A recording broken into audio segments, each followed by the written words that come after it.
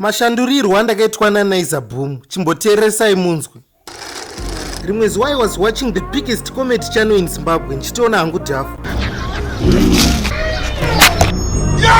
Munhu wese anoona NaizaBoom anongozvibvunza kuti vanhu vanoacta vanombowana mari ikwa. Ndakahika wifi panext zvinetsi togugula unoti vanowana mari. Zvokwadi ndakashamisika nemari yandakaona. Imisika unomeka ma-thousands ngorova zvimadhirama zviya paYouTube. Mari iyi ndikutoidawo ende ndoziva zvokuita. Ndichanotora madhaka angu zvakanaka ndobva ndanotema vanhu kurodho ndichizvishuta. Yo, inini Hasta Pivens ndinofamba ndichitema vanhu nemadhaka. Hapana achanga achizviziva kuti ndakasetera kamera. Ndikutozviona ndikushuta ndega nhasi. Ndakangoisa kamera pastand. Saka tinofamba tichitema vanhu nemadhaka. Ndofunga tichaonawo maviews semaondero ari kuitawa naDhafu. First plan ndakawandisa kamera ndobva ndaenda pavanhu vanotengesa majuice cards nemanyusipepa. Ndo ndauya nemadhaka panapa. Saka ndanchikumbirawo pane Mhosva yaNaizaBoom. NaizaBoom muziva. Ko Dhafu.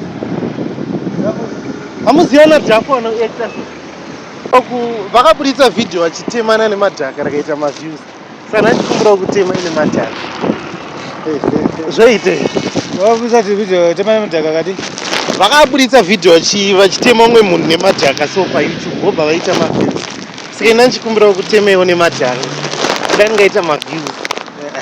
Kamera yacho iyo. Say apo. I'm saying butter on the line. Vakaramba vakatitanga watipa mari kuti utiteme nemadhaka peni ndo yandikutsvagawo. Ade zvine mari ndakutemai.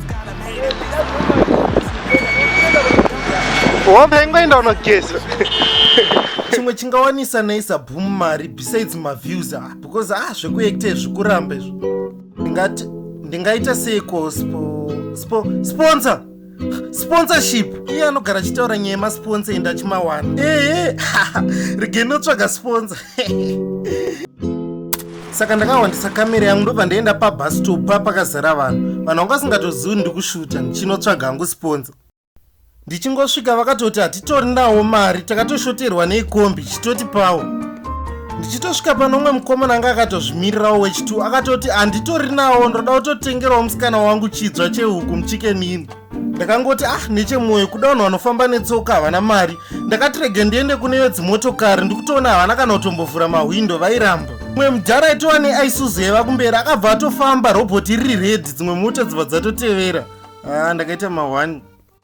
Sponsor hana kuwanikwa izvongoreva kuti vanhu vakawanda muZimbabwe vakaomerwa sezuda remunhu aswera pazuva.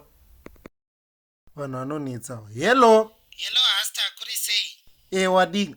Ndanzwa kuti wavhura hombeka kumarobhotsi ngochida tema vanhu nemadhaka. Asi makanyanya ndokomedi yamaita chero yedrinki ndokupa. Yedrinki? Zvemukutauti.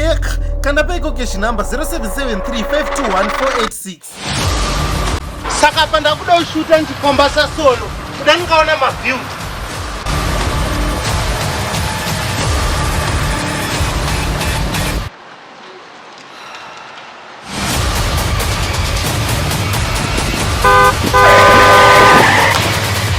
Saka ndopakaperera sarungano here.